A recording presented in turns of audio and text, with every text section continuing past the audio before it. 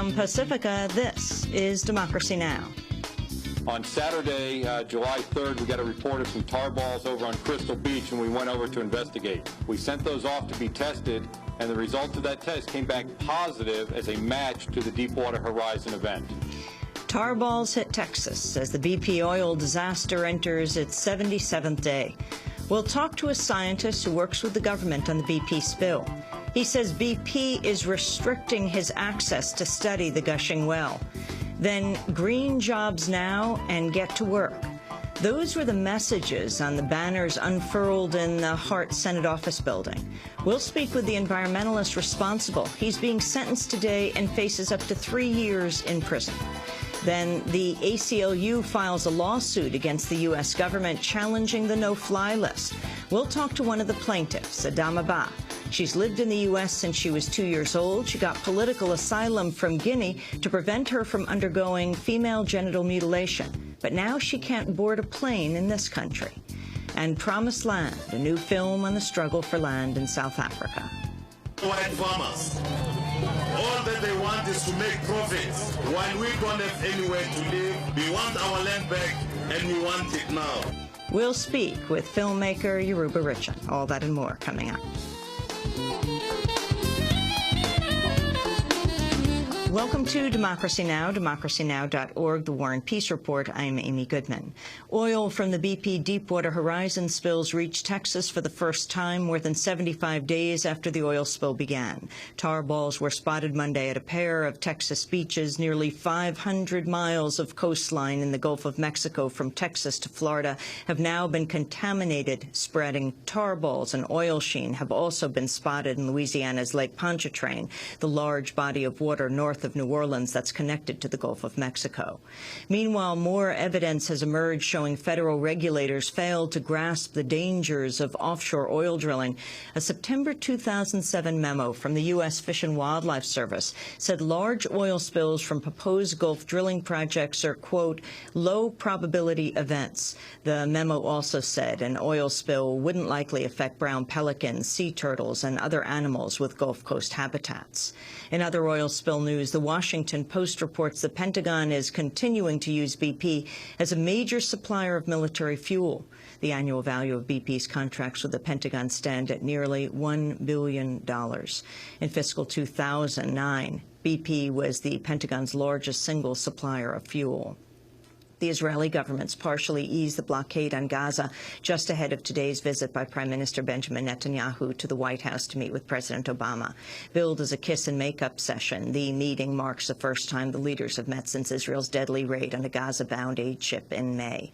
Under Israel's new rules, most consumer goods will now be allowed into Gaza, but construction equipment is still barred. In addition, the sea blockade will continue, and Palestinians will still be barred from exporting anything from Gaza.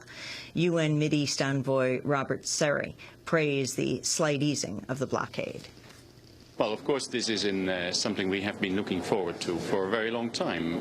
I don't know how many times I've been telling the Security Council that the situation in Gaza is unsustainable and that the blockade was unacceptable and also politically wrong-headed. So a decision now by the Israeli government to substantially ease the closure regime can only be welcomed by me. Of course, we have to see it and also happen on the ground. Hamas spokesperson Sami Abu Zuhri said the people of Gaza will remain under siege until the blockade is completely ended. We demand that Obama put real pressure on Netanyahu to lift the siege on Gaza and to stop demanding simply for allowing more goods into Gaza, because this does not change anything but rather cements the policy of the siege. Part of President Obama and Benjamin Netanyahu's meeting will focus on Jewish settlements in the occupied West Bank. A new report from the Israeli group B'Tselem says Jewish settlements now control more than 42% of the West Bank. The group said the actual buildings of the settlements covered just 1% of the West Bank's land area, but their jurisdiction and regional councils extend to more than 42% of the area. Much of the land controlled by the settlements was seized from Palestinians. Meanwhile, an investigation by the New York Times has found that the U.S. Treasury Department is helping sustain Israel's illegal settlements in the West Bank by granting tax breaks on donations to support them. Over the past decade, at least 40 American nonprofit groups have distributed more than $200 million in tax-deductible gifts to help expand the settlements. The Times reports the tax-deductible gifts go mostly to schools, synagogues, and recreation centers, but it is also paid for guard dogs, bulletproof vests, and rifle scopes for settlers. The Justice Department is expected to file a lawsuit as early as today against Arizona over the state's new anti-immigrant law. The main argument of the suit will be the legal doctrine of preemption, which is based on the Constitution's supremacy clause and says that federal law trumps state statutes. The Arizona law requires police officers stop and interrogate anyone they suspect is an undocumented immigrant. In political news, Republican National Committee Chair Michael Steele is facing calls to resign after saying that Afghanistan is a war of Obama's choosing, despite the fact that it began years before the president took office. Republican commentators William Kristol and Liz Cheney have called on him to resign. Senator John McCain said Steele is going to have to assess as to whether he can still lead the Republican Party. Kentucky Republican senatorial candidate Rand Paul defended Steele, saying, quote, "He is absolutely right. Afghanistan is now Obama's war." During the 2008 campaign, Obama was out in front and insisting that more troops be sent to Afghanistan. Obama called for expanding the war, even as he pretended to be a peace candidate, Paul said. In Costa Rica, opposition lawmakers are criticizing the government's decision to allow as many as 46 U.S. warships and 7,000 Marines into Costa Rican waters. For years, Costa Rica has given the U.S. Coast Guard access, but under a new agreement, U.S. warships, helicopters, and combat submarines would also be given access to help fight the so-called war on drugs. Syria has sentenced the prominent human rights attorney Haytham al-Maleh to 3 years in jail. The 78-year-old attorney was jailed over comments he made on television criticizing the lack of democracy in Syria and the excessive powers wielded by security officials. Amnesty International condemned the sentence. President Obama has announced the awarding of $1.85 billion in loan guarantees to 2 solar power companies. Part of the money will go to the Spanish corporation Abengoa Solar for construction of a large solar plant in Arizona. Once completed, this plant will be the first large-scale solar plant in the U.S. to actually store the energy it generates for later use, even at night. And it will generate enough clean, renewable energy to power 70,000 homes. Greenpeace has accused one of the world's largest pulp, paper, and palm oil companies of destroying Indonesian rainforests and threatening Indonesia's efforts to address climate change.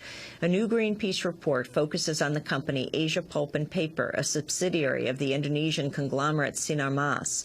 Greenpeace also accuses Walmart, Kentucky Fried Chicken, Hewlett-Packard of sourcing products tied to the destruction of the Indonesian rainforest. In India, questions remain over the death of a top Maoist leader who died Friday alongside a freelance journalist who was interviewing him. Indian officials say Cherukuri Majkumar died in a gun battle, but supporters of the Maoist leader, who is commonly known as Azad, said he died in police custody. Puerto Rico has launched a probe of last week's violent clash between police and student demonstrators at the Capitol in San Juan. Student organizers say over 24 protesters were treated for injuries after officers used batons, physical force, and pepper spray to block a large group of protesters from attending a legislative session on the state budget. In other news from Puerto Rico, Juan Manuel Garcia Palaslacqua has died at the age of 73. He was a well-known Puerto Rican attorney, political analyst, and historian. After his death on Friday, Puerto Rican Governor Luis Fortuno declared 3 days of mourning. You can go to our website at democracynow.org to see, read, hear our interviews with Palaslacqua. And thousands of people are in Beirut today, attending the funeral of Lebanon's most eminent Shia cleric, Grand Ayatollah Mohammed Hussein Fadlallah. He died on Sunday at the age of 74. In the 50s, he helped found the Dawa Party, the party of Iraqi Prime Minister Nouri al-Maliki. He later served as spiritual mentor to Hezbollah. And those are some of the headlines. This is Democracy Now!, democracynow.org, The War and Peace Report. I'm Amy Goodman.